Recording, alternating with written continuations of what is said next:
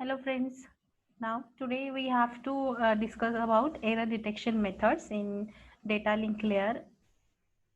In previous video we have discussed about the error detection types introduction. Also we have discussed about the type of the errors, that is single bit error, burst error, right? And we also have discussed about this diagram where the redundancy function will be applied and some bits will be added, extra bits will be added, and which will be transmitted to the receiver. Now we have to discuss today detection methods, that is VRC, LRC, CRC and checksum, from which we will discuss only about the VRC in this video. So VRC is simply vertical redundancy check. So while the frame has to be transmitted from sender to the receiver, the sender will simply apply an algorithm, and it will just add some extra beats. It will just append some extra beats to the original data, and then the appended beats and the original data will be transmitted to the receiver, and the same functionalities will be applied at the receiver side also, right? So how this VRC works, that we will see with the example. Now this VRC bits is also called as the parity bits. Okay, so suppose this is our original data. So 11000001, this bit has to be transmitted. The sender has to transmit these bits. Now, while it has to be transmitted, the data will be passed through even parity generator. Okay, so this is a function, redundancy function, which is called as the even parity generator. Now it will be whenever it will be transmitted through this functional generator, so it will just produce one parity bit will be generated. After performing some calculation into this generator, one parity will be generated. Now here you can see a parity bit 1 is generated. Now why it is 1? Because this is the even parity generator. Now, what is mean by this? Now, simply understand this one. So, in this original data frame, how many ones are available? 1, 2, and 3, right? And this generator is even parity generator. That means we have to add a beat, we have to append a beat to this original data such that the number of ones present in this entire data should become even number. So it will become total number of ones become even into this data frame, right? So by using that rule, this even parity generator simply has generated a one beat, right? So 111, total three ones are already present into the original data. Now a one bit will be generated by this even parity generator, which will be appended to this data. So the data has to be transmitted is 1, that is the parity bit, and then the original data 11000001, right? So this will be transmitted to the sender. Now receiver, what it will do, it will just perform the same function, because receiver will also have even parity generator at his side. So checking function, so it will check whether the total number of ones in the received data will be even or not. Okay, now suppose there is no any error present in this received data, and so as it is, the data has been received. So 11100001, this has been received by the receiver. So how many total number of ones are available? 1, 2, 3 and 4. That means even number of ones are available. Okay. So receiver will get the idea that I have received the correct data. So it will just accept the data. Okay. Now suppose, what if during the transmission time, what will happen? Suppose this one has become 0. Okay, so while it has been transmitting, so it will be transmitted like this only. Okay, as it is, this parity bit will be appended and the original data will be transmitted. But during the transmission, suppose this one becomes 0, while receiver receive this data, so it has the data like 11000001. So now it will just calculate. Okay, by using the even parity generator, it will just check how many number of ones are available.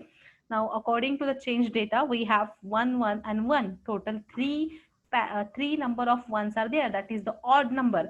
That means receiver will have an idea that yes, this is the wrong one because it should have even number of ones available. That means there is something issue in this data, so it will just reject the data. Okay, so this is what the even parity generator works. Okay, the thing is that let us just discuss about the performance of this type. Okay, it can detect a single bit error. Just now I have explained one example, right? So suppose this one bit becomes 0, then it will just identify because number of ones will be changed, right? So if it is a single bit error, then it will be very easy to receiver to identify the error. Okay, it can detect burst errors only if the total number of errors is odd. Okay, now what is meant by this? Look at this example. The sender has to transmit 111000001. But during the transmission, some noise will occur, and because of that, this 1 becomes 0. So at the receiver side, the receiver has just received this 0 bit. Okay, so that means receiver will just follow the instruction, or it will just apply the generator, and it will check how many number of ones are available at my received data. So 111, total 3 ones are available.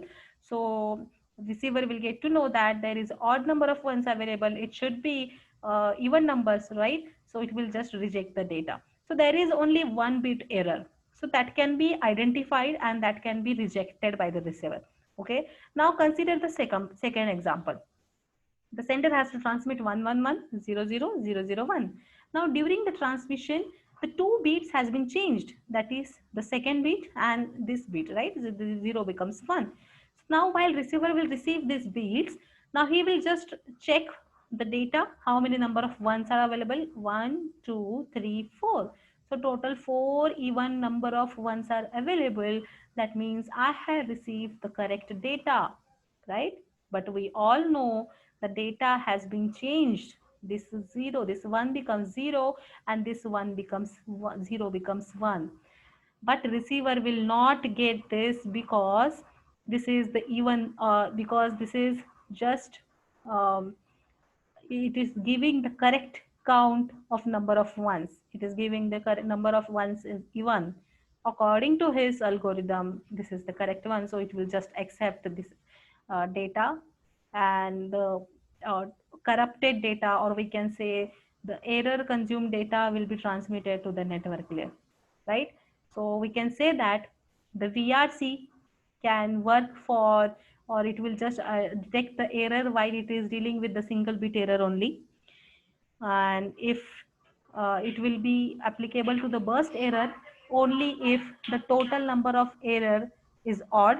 It will not work for even number of errors, right?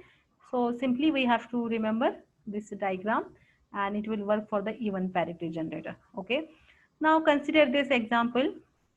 Append the parity bit after each block shown below using VRC. Now, what we have to do, we have to use even parity generator. So we just have to append one parity bit over here. Okay, so for that we have to calculate how many number of ones are available, and we have to maintain the even parity number. So a 1 2 3 4 5 total number of ones available 5. We have to make it even, so we have to append 1 here, right? So transmitted data will be 1 1 1 1 0 1 1 0, right? Consider the second example, in which we have the original data is 110 1111. So total number of ones in this example is 1 2 3 4 5 6. So already even number of ones are available in the original data, and we have to maintain the even parity. So we will just append the 0 bit over here, right? So sender will transmit the 0 110 1111 to the receiver, right? Now the third example, 1110010. So we will calculate 1 2 3 4. Total even number of ones are available, so we will just append 0 bit over here, 0110010. So I hope the simple VRC method you understood very well. So in next video we will talk about the longitudinal redundancy beat. Thank you.